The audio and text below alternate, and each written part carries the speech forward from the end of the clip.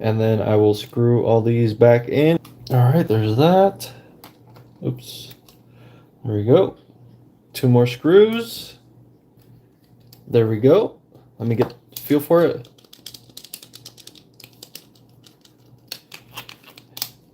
Yeah, feels nice.